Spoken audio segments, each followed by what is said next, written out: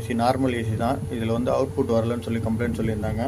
மற்றபடி எல்லாமே வருது. ரிலேலாம் ஆக்டிவேட் ஆகிட்டு எல்லாமே ஒர்க் ஆகுது. பட் ஆனால் இங்கே பாருங்கள், அவுட்புட் வரவே இல்லை. அவுட்புட்டில் வைக்கிறேன், லைனில் வருது.